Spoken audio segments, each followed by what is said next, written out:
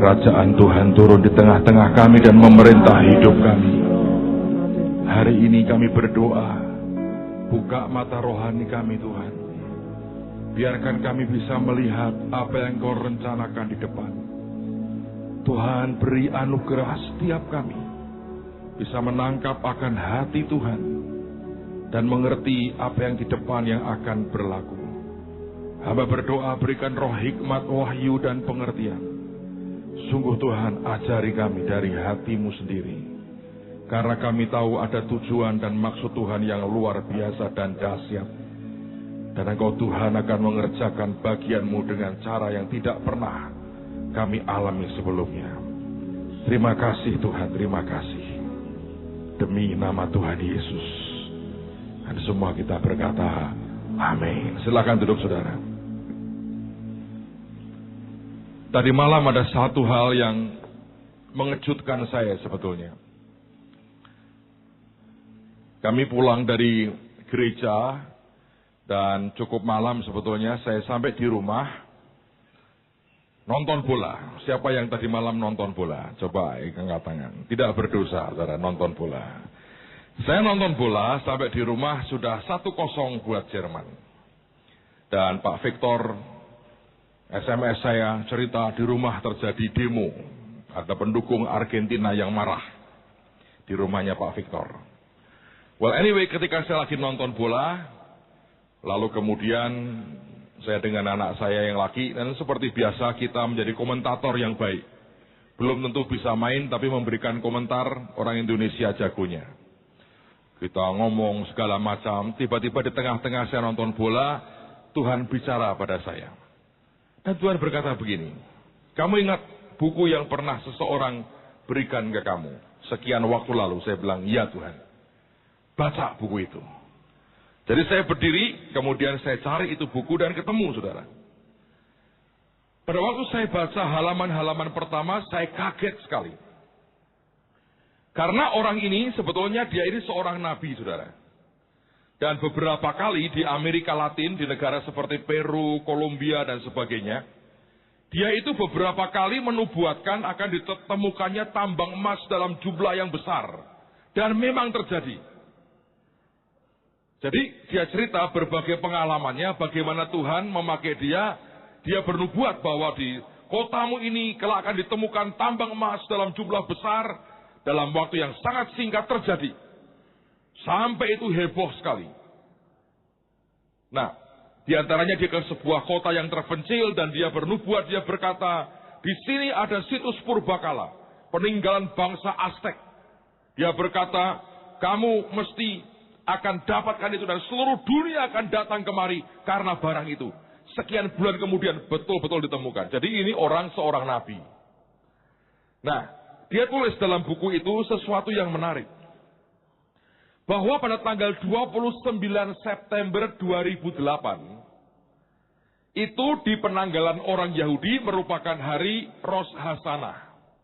Itu hari tahun baru Yahudi. Dan dia mengatakan di tanggal 29 September 2008, di hari Rosh Hashanah atau tahun baru Yahudi itu, indeks di Wall Street itu jatuh. Nah, jatuhnya itu lucu. Jatuhnya 777,7 poin. Saya waktu baca ini saya berkata ini aneh. Karena secara manusia tidak mungkin kita ini sengaja membuat angka itu nggak mungkin. Dan angka itu dibuat seperti itu, lalu kemudian pada hari seperti itu keanehan. Dan sesuatu yang terlalu kebetulan. Nah, saudara harus mengerti bahwa Tuhan itu seringkali bicara lewat berbagai tanda seperti itu. Jadi, ketika dia kaget mendengar berita bahwa saham di Wall Street jatuh 777,7 poin, persis pada hari raya Rosh Hashanah, tahun baru Yahudi. Dan tiba-tiba dia bilang, Tuhan, ini apa? Lalu Roh Kudus berkata begini, kamu tahu, ini merupakan awal dari masa 7 tahun kelimpahan. Seperti yang dialami oleh Yusuf di tanah Mesir, Yang kelak akan disambut dengan 7 tahun masa susah, masa kelaparan. Persis seperti yang pernah terjadi di Mesir di zaman Yusuf. Dan dia berkata, mulai tahun 2008 ini adalah awal daripada bangkitnya Yusuf akhir zaman. Yang akan Tuhan pakai begitu rupa untuk meraup segala macam tuaian dan kekayaan yang begitu banyak. Dan kelak ketika dunia mengalami masa kegelapan, maka Yusuf ini akan membawa seluruh dunia datang kepada Tuhan. Dan itu adalah masa tuaian besar yang Tuhan katakan berulang-ulang. Lalu kemudian hamba Tuhan ini mengatakan begini. Dia merasa roh Tuhan berkata begini, 2008 itu kelimpahan sampai 2015. Itu buat Yusuf. Artinya gede-gedean akan terjadi. Tapi terbagi 2 periode. Periode pertama 2008 sampai 2011. Nah ini periode masih berupa periode persiapan. Periode di mana Tuhan sebetulnya mulai menempatkan Yusufnya di berbagai tempat yang sudah disiapkan dan disediakan. Memang tidak semata-mata Tuhan memaksakan dirinya. Memang kembali kepada kesiapan kita, apakah kita siap tidak selama periode itu. Nah bagi yang siap, begitu masuk 2011-2012, dia berkata akan ada sebuah kegerakan yang luar biasa, dan dalam waktu 3-4 tahun itu, akan gila-gilaan. Dia berkata, itu Yusuf akan bangkit dengan kekuatan luar biasa. Dan mereka betul-betul akan kendalikan keuangan dan ekonomi dunia. Dan tujuannya apa? Setelah 2015 dan seterusnya, dunia ini akan goyangnya luar biasa. Dan di situ orang-orang yang cinta Tuhan, yang pegang semuanya. Dan karena itulah dia berkata, kamu harus percaya Yesus untuk diselamatkan. Maka akan terjadi masa tuaian yang luar biasa dan spektakuler. Saya ketika baca itu saudara, saya kagetnya begini. Satu, saya lagi nonton bola sambil bebean sama Pak Victor. Membahas soal kenapa Argentina kalah dan apa yang terjadi. Nah, tidak ada sangkut paut dengan hal rohani sih, kita iseng aja. Yang kedua, tiba-tiba Tuhan suruh saya baca buku itu. Yang sekian waktu sudah diberikan ke saya belum sempat baca. Ketika saya baca dan dia ngomong soal Yusuf dan 7 tahun masa kelimpahan, saya ingat. Hari Senin yang lalu, sebelum kita mulai acara generasi penuntas, pagi itu sibuk sekali kan, banyak pelatihan, semua kota datang mempersiapkan diri dan sebagainya. Dan beberapa rombongan dari luar kota mulai datang, dari luar pulau juga mulai datang. Ada satu anak muda, menurut saya mungkin umur 20-an lah, belum 25. Masih ijuk lah saudara. Dia datang ke saya dengan gemetar-gemetar, bukan karena gemetar orang aneh, tapi kayak orang takut gitu, ngomong dengan takut. Dia berkata gini, Pak, bisa nggak saya ngomong sebentar? Saya bilang, oke. Sambil terus terang mata saya ngelihat sekitarnya untuk lihat persiapan. Dan dia mengajukan permintaan yang aneh, yang langka buat saya. Yang biasanya kalau orang datang kan berkata, Pak doakan saya. Pak ada pesan Tuhan nggak buat saya, gitu ya. Pak ada nubuatan nggak buat saya? Ada, bertobatlah. Oh yang lain Pak, jangan yang itu. Pokoknya kalau orang datang itu selalulah permintaannya kurang lebih seperti itu. Tapi anak muda ini lain. Dia berkata begini, Pak boleh nggak saya mendoakan Bapak? Saya bilang hebat ini orang. Belum atau langkah lah ada orang seperti itu. Walaupun saya tahu Anda mendoakan saya, mudah-mudahan saya nggak terlalu GR. Tapi Anda tidak pernah ngomong lah berkata, Pak saya mendoakan saudara. Well anyway, saya berkata, ya boleh. Nah saya terus terang didoakan dia itu nggak terlalu concern saudara. Antara mikirkan banyak hal dengan doanya dia dan mendadak dia bernubuat. Dan nubuatannya berkata begini, Tuhan berkata, aku akan memakai engkau seperti Yusuf membawa bangsa ini masuk 7 tahun masa kelimpahan. Jadi waktu saya dengar itu saya bilang amin, amin, amin, amin. Tapi sesungguhnya sebetulnya ini saudara, di hati saya kaget. dengan segala macam progres dan apapun yang sedang kami garap hari-hari ini, saya kaget karena saya berkata, betulkah ini memang apa yang Tuhan mau? Dan yang menarik adalah, tadi malam lagi nonton bola, Tuhan berkata, kamu baca buku itu, bukan suruh nghabiskan saudara, beberapa lembar aja. Dan dia bilang, ngerti kamu? Terus tutup saya buku saya. Saya bilang, ada apa Tuhan ini? Dia bilang, baca anak. Dan ketika saya lihat, saya berkata, waduh, berarti ada sesuatu yang umat Tuhan dan orang percaya harus dengar. Nah, saya bagikan ini buat saudara, supaya Anda mengerti bahwa Tuhan sedang mempersiapkan sebuah masa besar yang berbeda. Sebuah zaman yang tidak sama dengan yang selama ini kita masuki. Bertahun-tahun kita melihat, kita ikuti acara demi acara, kita lihat bagaimana kita mengklaim tuaian besar, sampai beberapa orang mungkin bertanya, kapan itu akan terjadi? Tapi saya berkata, Tuhan itu bergerak dengan timetable-nya Tuhan, dengan jadwalnya Dia. Dan ini makin hari makin jelas tandanya, bahwa ada sesuatu yang sangat besar, yang sedang Tuhan siapkan buat gerejanya. Nah, semua kita, saya berdoa, kalau Anda mengerti engkau punya panggilan seperti seorang Yusuf, yang kelak ketika dunia mengalami masa yang gelap, engkau adalah suluh yang kuat dalam kegelapan. Engkau jadi berkat yang besar buat bangsa ini, dan membawa bangsa ini masuk dalam kemuliaan Tuhan. Dan saya mau berkata, kalau itu yang engkau juga yakini sebetulnya, periode persiapan kita tidak banyak loh. Karena ini sudah 2010. Berarti waktu kita hanya maksimal setahun setengah dari sekarang. Dan saya tambah yakin karena begini. Kalau Anda ikutin hari yang terakhir, kita bangun gerbang emas di sini. Siapa yang ikut-ikutan masuk? Coba angkat tangan. Oke. Saya mau cerita buat saudara. Ini bukan di skenario dari awal. Ini cerita aslinya itu begini saudara. Satu hari, ini waktu itu masih ada tamu-tamu dari Korea datang. Anak saya itu ngomong ke saya begini, Papi, tarian kita ini kok paling pendek. Yang lain 15 menit. Kita cuma 8 menit habis katanya. Mau ditambah apa ya tarian kita? Dan anak saya agak tegang karena dia berkata, kita kan di malam yang terakhir nih. Biasanya yang hari terakhir, malam terakhir, Mahanaim yang pegang. Ini dibalik, mereka yang pertama, kita disuruh terakhir. Nah kalau kita paling parah kan gawat. Harusnya kan naik begini kan kondisinya, dia ngerti. Ditaruh di hari keberapa itu artinya ekspektasinya di level keberapa, dia mengerti.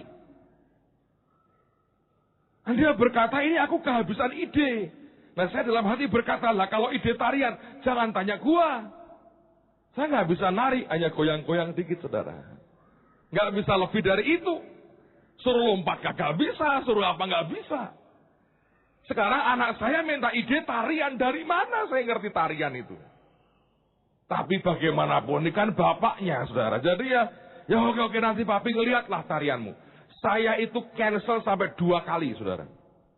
Karena perubahan schedule-nya, belum bisa dan sebagainya. Sampai terakhir saya bilang, buat jam 8. Pokoknya habis makan malam sama tamu Korea, papi ke gereja. Nah, singkat cerita, saya ke gereja, saya nongkrong di situ, di kursi itu.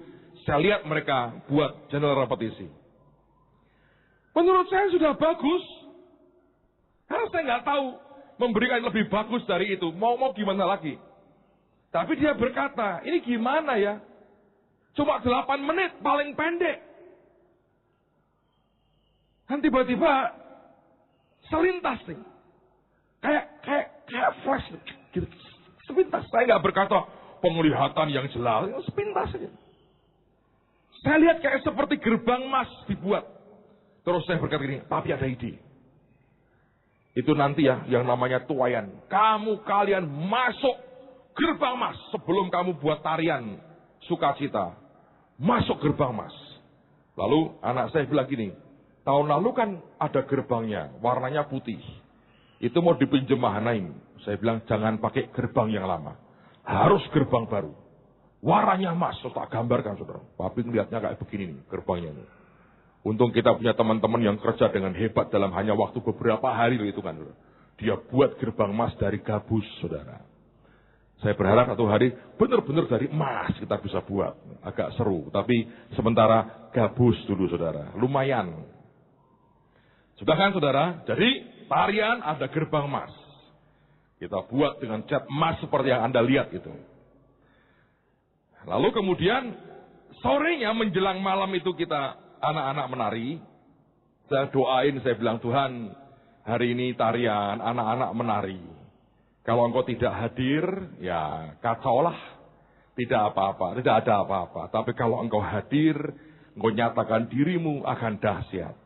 Dan saya hanya berkata ke hamba-Mu, mohonlah Tuhan. Kalau engkau berkenan, engkau hadirlah, berkati setiap kami. Ini tarian apapun acara hari ini. Aku minta blessing Tuhan khusus. Dan Tuhan ngomong sama saya. Dia berkata, kamu percaya dengan kamu masuk gerbang emas itu, kalian akan masuk betul-betul masa keemasan. Saya bilang, aku percaya Tuhan. Karena tahun lalu waktu kita buat acara gerbang itu dahsyat sekali, saudara. Dan kita mengerti sepanjang tahun ini Tuhan memberkati kita juga luar biasa. Lalu kemudian saya bilang, aku percaya. Bahkan ada yang lebih kuat akan terjadi. Dan Tuhan ngomong begini, ajaklah hamba-hambaku yang lain. Supaya mereka juga masuk. Jadi sore itu saya sudah ngomong ke mereka, ke saudara-saudara, saya bilang, mau nggak masuk gerbang emas sama-sama? Mereka berkata, oke. Nah sebetulnya anak saya nggak ngeh. Saya tambahi dia dengan 6 penari baru. Yang tanpa latihan. Siapa itu? Pak Yusak, Ibu Nani, semua itu jadi penarinya JKI hari itu. Karena di tarian lain tidak ada 6 hamba Tuhan ikut. Saya bilang, wah ini baguslah. Ini otak saya kerja begini. Ini bagus nih, 6 hamba Tuhan ikut nari. Mesti punya nilai plus. Kenapa? Tidak mungkin dianggap jelek. Wong hamba-hamba Tuhannya ikut masuk. Pasti paling hebat lah. Otak saya berkata begitu. Nih. Tapi Tuhan itu punya rencana berbeda. Jadi pada waktunya itu kita memang nggak latihan, saudara. Jadi sebagian duduk di situ, sebagian di situ. Berantakanlah kita. Lalu kita mulai tariannya. Udah tarian segala macam.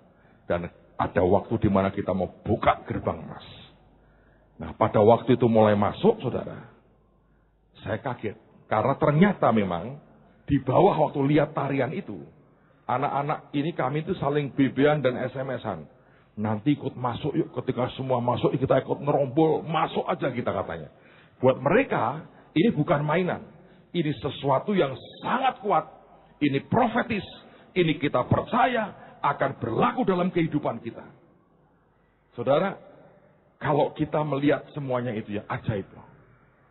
Nah, kemudian apa yang terjadi? Banyak orang berkata, Pak kok gitu Pak? Anda ngerti nggak? Kalau Anda belajar Alkitab nih, belajar teologi ya. Ada cara nafsir Alkitab gaya alegoris. Dulu yang paling hebat tuh almarhum Bapak Damaris, alegoris. Nama ini artinya apa?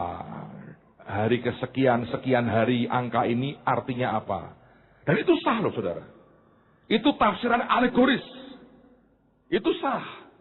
Walaupun tidak banyak orang menguasainya. Karena Anda harus ngerti semua simbol dan semua pengertian di tiap kata, tiap huruf, tiap angka.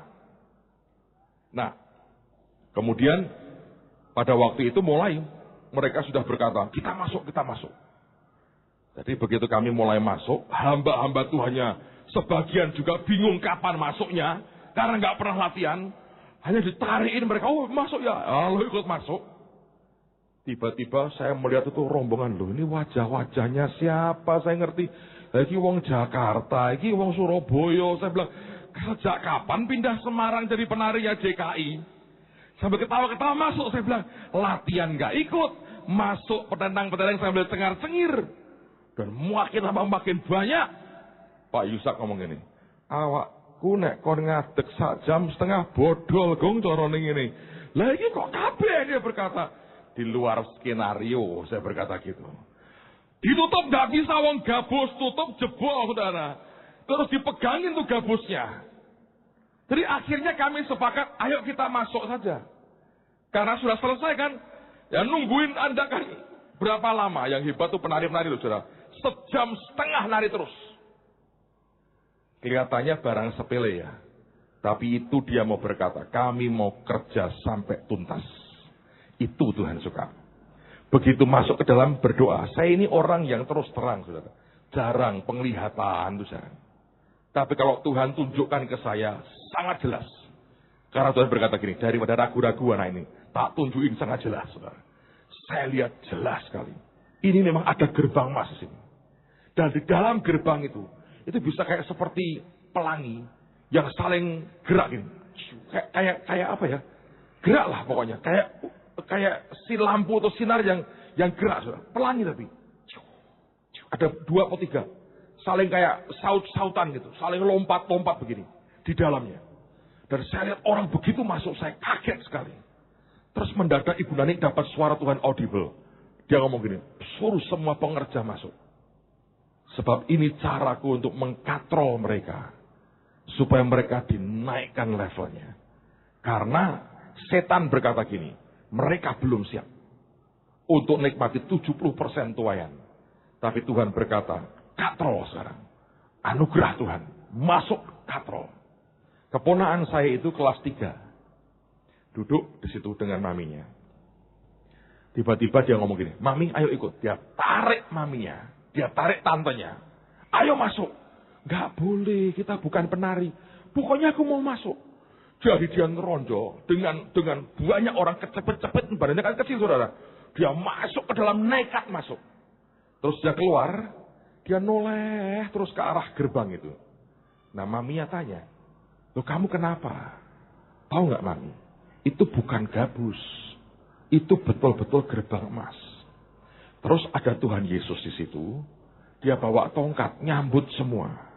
Lah di sebelah sisi yang lain ada malaikat nyareti. Nyareti apa? Itu loh, kalung kita ini kan ada nomornya. Anda kalau dapat kalung, itu nomor tiap orang beda loh. Itu di laser satu-satu. Saya nggak tahu siapa dapat 666, saudara, saya nggak tahu. Tapi itu di laser one by one. Dan dia ini anak kelas 3 dia bilang, itu malaikat nyatetin nomornya ini dicatetin. Jadi dia lihat itu dan dia berkata gini, setelah beberapa saat itu gerbang nutup lagi.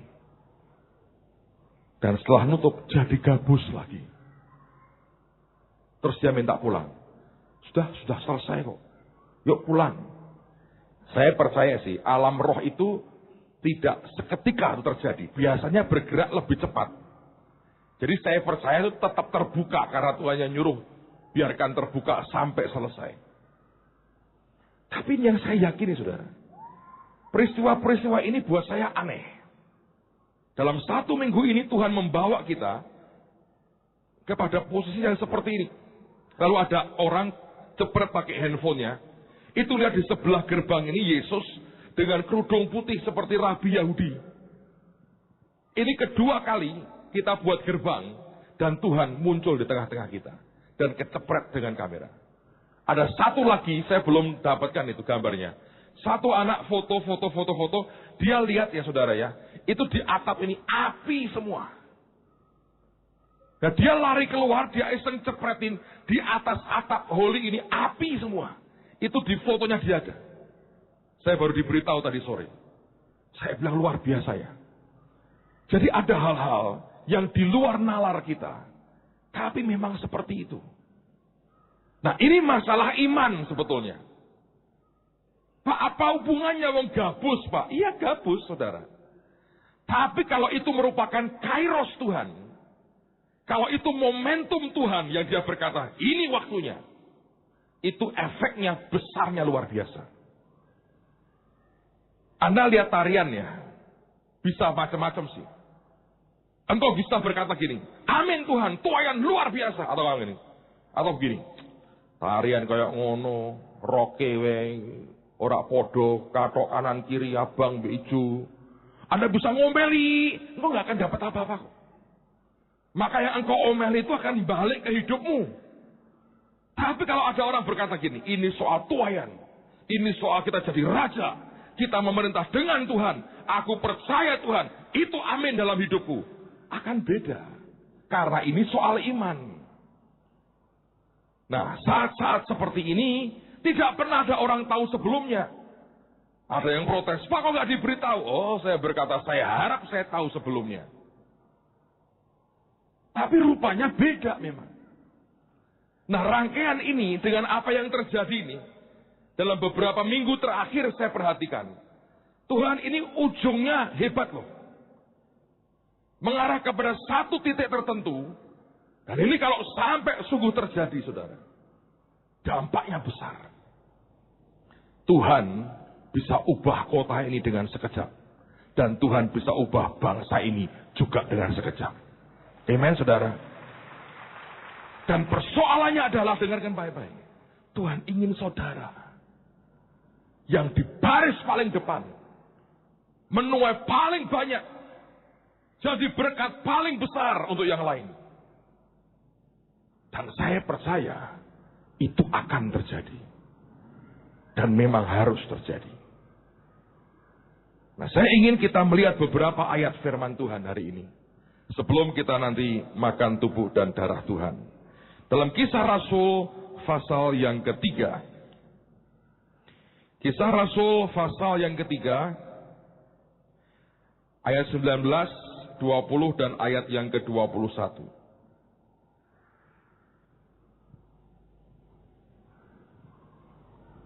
Kisah Rasul pasal yang ketiga.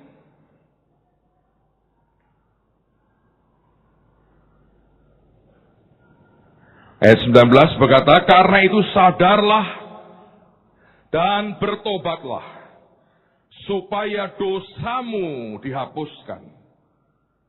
Agar Tuhan mendatangkan waktu kelegaan atau time of refreshing. Dan mengutus Yesus yang dari semula diuntukkan bagimu sebagai Kristus. 21. Kristus itu harus tinggal di sorga sampai waktu pemulihan segala sesuatu. Seperti yang difirmankan Allah dengan perantaraan nabi-nabinya yang kudus di zaman dahulu. Nah, perhatikan bahwa Kristus itu harus tinggal di sorga. Sampai kapan? Sampai waktu pemulihan segala sesuatu. Yang menarik kata pemulihan atau restoration di sini artinya adalah restoration of true theocracy. Restorasi daripada pemerintahan Tuhan yang sebenarnya. Teokrasi itu theos dan kratos. Seperti demokrasi, demos dan kratos. Kalau demokrasi pemerintahan tertinggi oleh rakyat. Tapi kalau theos, itu pemerintahan tertinggi oleh theos, yaitu Tuhan sendiri. Nah, teokrasi itu artinya pemerintahannya oleh Tuhan.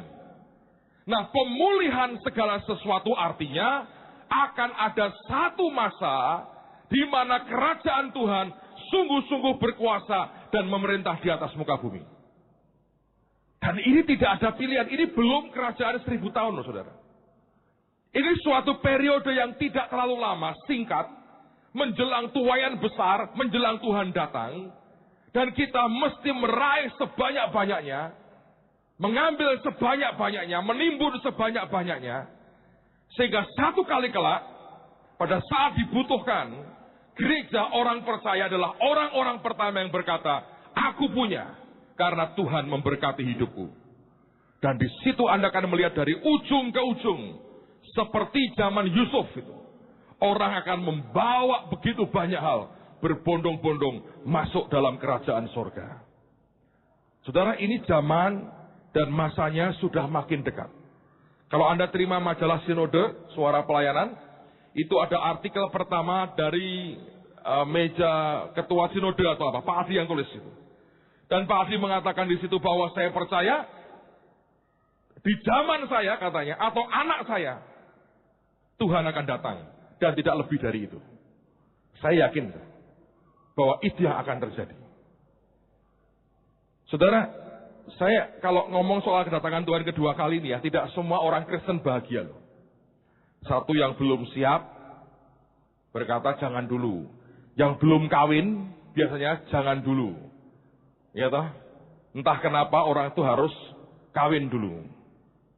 Yang ketiga, Nah, kalau belum siap kita bisa mengerti lah. Kalau belum kawin ya bisa dimengerti ya bisa tidak ya. Tapi yang ketiga kadang-kadang karena gini, ambisi kita belum tercapai. Kayak orang terpotong di tengah jalan gitu. Surga enak nggak? Enak. Mau nggak? Belum. Kenapa? Ambisiku belum tercapai. Nah, sering kali itu ada ambisi yang jelek, tapi juga ada ambisi yang baik. Kalau Anda seorang hamba Tuhan, misalnya berkata, saya berambisi punya 3 juta jemaat. Ini belum 3 juta, belum mau mati, belum mau Tuhan datang. Jangan Tuhan, sampai 3 juta. Itu juga bahaya loh. Nah, tapi itu orang-orang tertentu yang memang kadang-kadang tidak mau Tuhan datang. Tapi yang utangnya banyak, segera Tuhan datang selesai rasa bayar utang. Ya toh? Orang yang patah hati, Tuhan selesailah daripada pacarku kawin sama dia. Tuhan datang, podo-podo tak kawin biar aku. Jadi ini begitu kan? Ada lagi yang mungkin kuliah nggak selesai. Tuhan datanglah. Daripada aku ujian tahun depan uan lagi mumet. Datanglah ya Tuhan. Orang-orang gitu suka kalau Tuhan datang. Karena berkata semuanya selesai. Iya kalau selesai. Kalau Anda ditinggal, tambah sengsara. Tapi bagaimanapun saudara, ini harus merupakan warning yang tidak boleh berhenti. Ini bukan sesuatu yang dulu juga pernah diomongin begitu. Saya nggak bicara soal tanda-tanda yang lampau. Saya bicara akan apa yang terjadi pada hari-hari ini. Ada terlalu banyak hal yang terlalu ajaib. Yang saya berkata, saya begitu yakin bahwa restorasi ini memang harus terjadi. Dan ternyata restorasi ini adalah restorasi di mana Tuhan yang memerintah. Tapi lewat siapa? Ya lewat saudara dan lewat saya.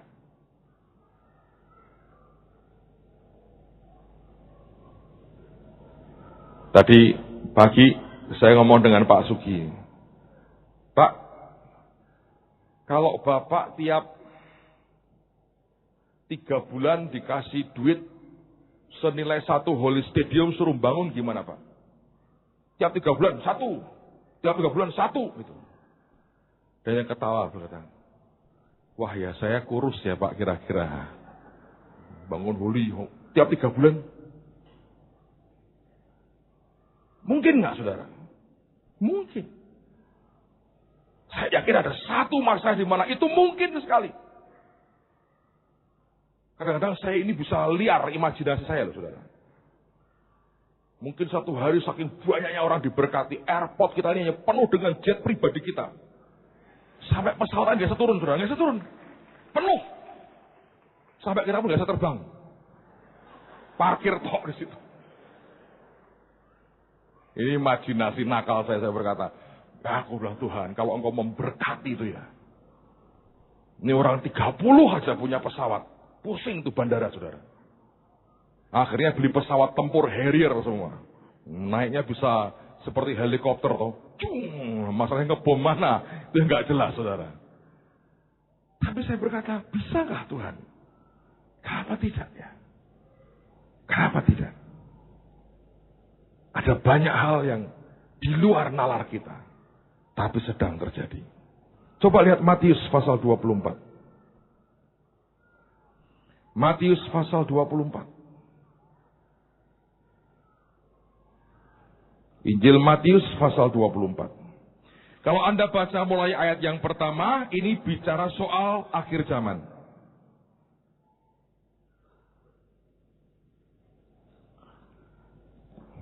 Saya akan baca ayat 14. Dan Injil kerajaan ini akan diberitakan di seluruh dunia, menjadi kesaksian bagi semua bangsa. Sesudah itu barulah tiba kesudahannya. Nah, Alkitab mengatakan berkali-kali ada namanya Injil damai sejahtera, Injil kasih karunia. Nah, apa bedanya? Saya percaya Yesus secara spesifik mengatakan adanya Injil kerajaan. Nah, saya tidak bicara soal merek gereja. Ini loh saudara. Walaupun saya tahu ini pun nama Tuhan yang beri. Kalau Anda melihat ini ya. Alkitab berkata Injil kerajaan ini. Itu artinya sebuah pemerintahan Tuhan yang diberitakan bahwa itu akan datang dan itu akan mendominasi dunia. Jadi bukan cuma berita yang mengatakan bahwa dalam Yesus kamu selamat, kamu diberkati, kamu sembuh, kamu akan bye-bye, everything will be okay. Bukan itu. Tapi berita yang sampai mengatakan ini kerajaannya sedang akan turun di tengah-tengah kita. Dan siapa yang ambil otoritas? Anda dan saya, orang-orang percaya. Coba mulai hari ini, izinkanlah imanmu diperlebar, saudara. Wawasan cara berpikirmu dikembangkan. Kita sedang bukan bermain dengan sesuatu yang kecil. Kita sedang dibawa kepada sesuatu yang sangat besar. Dan jauh lebih daripada imajinasi kita. Sebab kerajaannya sedang turun di tengah-tengah kita. Saudara, saya berdoa Tuhan akan sungguh-sungguh nyatakan sesuatu di tengah-tengah kita. Dan sebetulnya Tuhan itu kalau memberkati kita gampang. Anda kan dengar ceritanya Pak Yusak. Dia diberi diberi emas 2 kilo. Terus Tuhan berkata, ganti mobil. Kamu ganti mobil warna gold. Nah, kemudian dia cerita-cerita, sudah. Cerita-cerita, saya itu iseng, saya bilang. Wah, seru juga ya warna gold ya, bagus ya. Harganya kan mahal, saudara, mobil itu. Lalu singkat cerita tuh, beliau dapat itu mobil. Dibawa ke Semarang, nyetir sendiri, umur 75 tahun. Nyetir dari Bandung ke Jakarta dulu, dari Jakarta bablas terus ke Semarang. Dari pagi sampai sore, setir sendiri, saudara. Cuma dengan emak sama 2 cucu kecil. Drive sendiri. Nyampe ya seger. Besok paginya ketemu saya makan pagi. Bu Yusak ngomong sama Pak Yusak. Mobilnya ini buat Agung aja. Nanti kamu ambil di Bandung. Itu dia nggak ngomong gini. Nanti kau yang bayar aku loh ya. Aku enggak. Dia bilang ini. Kunci diambil ini. Nyah no. Mama mending gue kowe wae. Aku golek meneh. Amin. Aku bilang tenangnya. Loh kok dengar sungkan, Kung? Tidaklah apa sungkan. Nah, sudah kan, saudara? Saya belum ngomong loh. Saya bayar nggak? Saya ganti nggak? Ini nggak ada pembicaraan duit sama sekali. Dia nggak tanya juga kok, kamu punya duit nggak? Dia nggak tanya kok. Karena saya waktu beli mobil Alphard itu, separuh yang bayar dia, saudara. Saya kan hanya punya uang separuh. Yang separuh boleh diangsur terserah, kata yang punya mobil. Yang punya itu dealernya. Lalu saya telepon Bandung. Saya cerita, dia bilang, wah kowe golek goro-goro. Gara-gara kamu telepon, Tuhan ngomong yang separuh bayari Yusak. Jadi saya separuh dibayari dia. Makanya saya suka telepon dia itu gara-gara itu. Bayari Yusak, bayari Yusak. Saya menikmati. Saya ini orang yang sangat bisa menikmati kok, saudara. Terus jangan telepon Pak Yusak setiap hari ya, berkata, Om, orang akan bayari aku, Om. Nanti saya jadi dimarahi, saudara. Tapi malamnya saya mimpi. Jadi itu mobil, saya pikir saya mau bawa pulang loh. Masukin garasi di rumah lah. Wah, semua orang sudah lihat mobilnya, warna gold tuh. Bagus, saudara. Dia akan berdua dengan saya ke sini, tengah saja berhenti. No, bukan kamu, setir kamu. Saya bawa sampai sini. Terus dia pergi dijemput sama teman yang lain. Saya itu mau bawa ke rumah. Nggak tahu di hati bisa gini, balik ke hotel. Jadi saya balik ke hotel, saya parkir di situ. Itu kunci saya taruh di meja, tidak saya sentuh sampai pagi. Malamnya saya mimpi. Makanya saya berkata, saudara, ini tuh ada ujian-ujiannya sih. Ada ujian-ujiannya.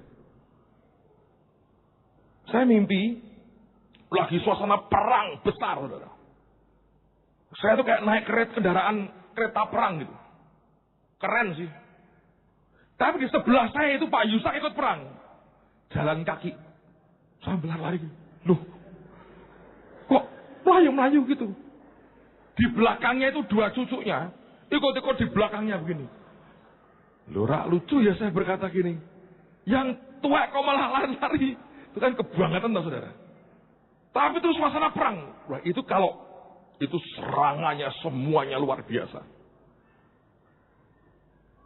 Nah, saya tuh lihat di depan tuh ada barisan musuh saudara. Saya bilang, wah aku ini punya senjata hebat. Kalau tak lepas ini, bubar semua ini. Nah ini ada orang di belakang saya nggak tahu siapa. Pokoknya bantuin saya dari belakang. Saya bilang, aku minta senjata ini. Saya bilang gitu. Nggak ada pak. Loh kok nggak ada? Saya punya kok. Iya bapak punya tapi ini nggak ada. Kok bisa nggak ada? Orang ini ngomong gini. Ini kan bukan kendaraannya bapak. Terus saya bangun saudara. Kalau sudah dimimpi begitu Anda mengeraskan hati, tidak jadi Yusuf. Jadi Sobyu, saudara.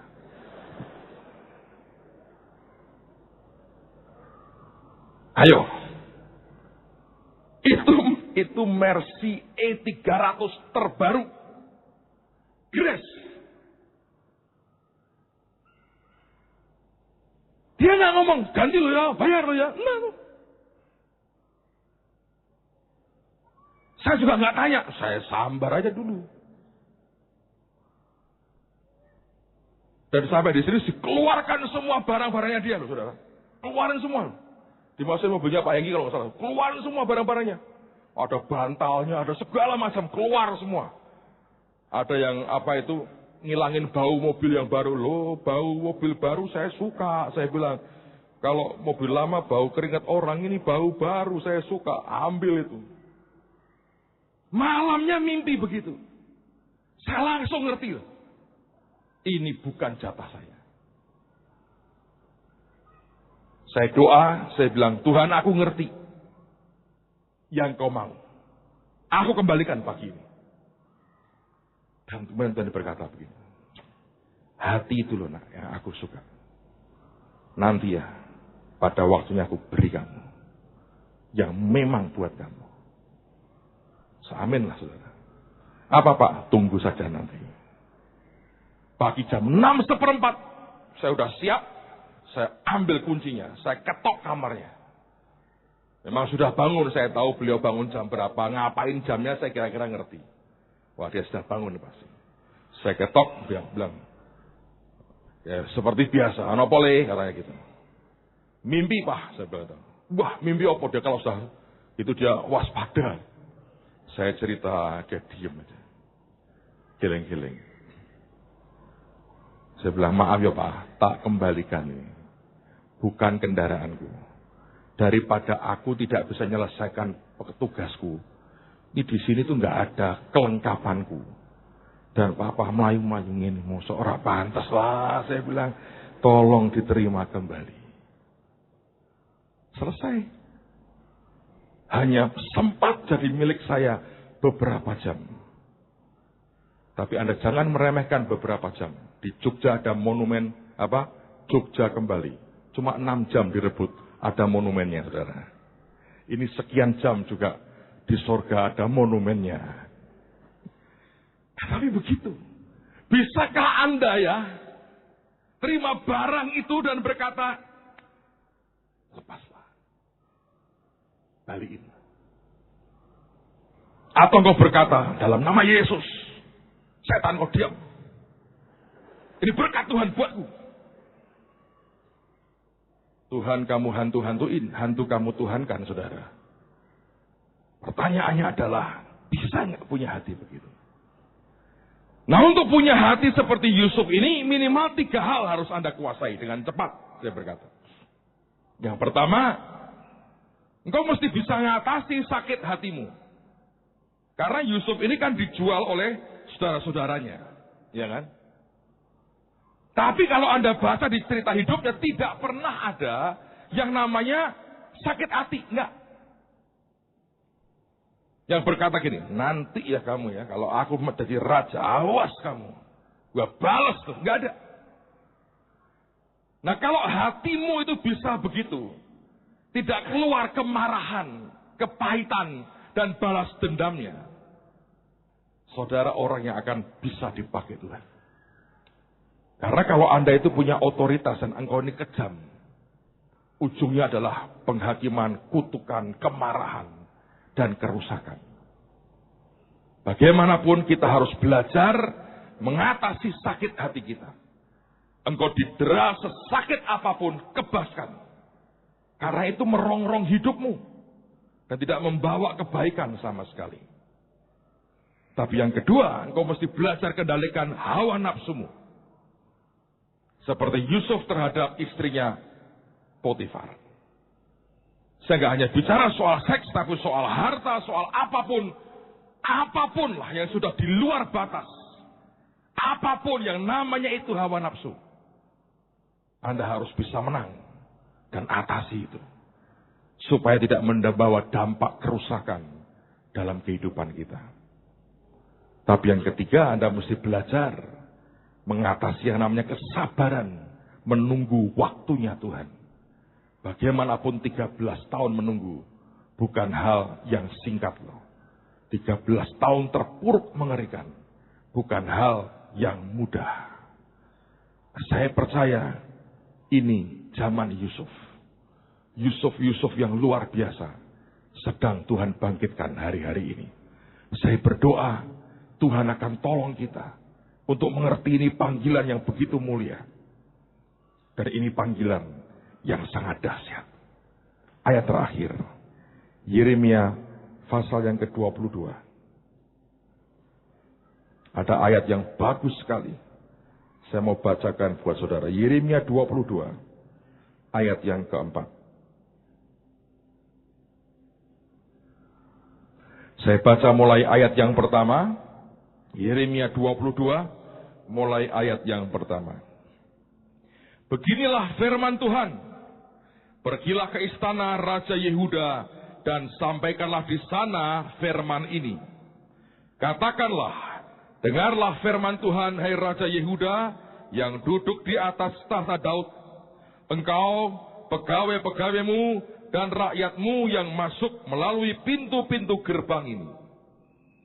Beginilah firman Tuhan, lakukanlah keadilan dan kebenaran. Lepaskanlah dari tangan pemerasnya orang yang dirampas haknya. Janganlah engkau menindas dan janganlah engkau memperlakukan orang asing, yatim dan janda dengan keras. Dan janganlah engkau menumpahkan darah orang yang tak bersalah di tempat ini. Ayat 4, inilah janji Tuhan. Sebab jika kamu sungguh-sungguh melakukan semuanya itu, maka melalui pintu-pintu gerbang istana ini, akan berarak masuk raja-raja yang akan duduk di atas tahta Daud dengan mengendarai kereta dan kuda. Mereka itu pegawai-pegawainya dan rakyatnya. Ada zaman di mana raja-raja memerintah. Dan Tuhan berkata, lakukan dalam keadilan hidupmu. Maka engkau akan duduk di tahta Daud. Ada masa raja-raja dan kita hidup di tahun raja-raja. Ini sesuatu yang sangat-sangat serius. Dan Tuhan sedang bergerak dengan cara yang sangat-sangat ajaib. Saudara sekalian, saya mau berdoa supaya hidup kita disiapkan Tuhan. Dan jadilah Yusuf-Yusuf akhir zaman. Siapa yang berkata amin, angkat tanganmu di hadapan Tuhan. Tutup Alkitab saudara, siapkan hatimu. Biarkan anugerah Tuhan itu diberikan buat kita. Semua berdoa.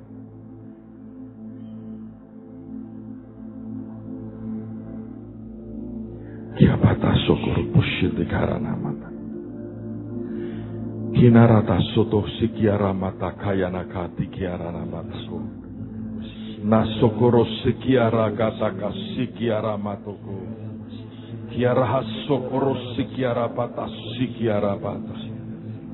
Kiara ramata sikiani kata karanasi. Tuhan jadikan kami seperti Engkau, raja yang berbeda. Raja yang berbeda. Tidak sama dengan yang dunia ini punya. Jadikan kami raja yang berbeda. Semua berdoa sementara teman-teman musik akan nyanyikan lagu ini. Dan minta ke Tuhan hati seorang raja seperti yang dimiliki oleh Yesus sendiri. Ku tatap mata itu begitu lembut.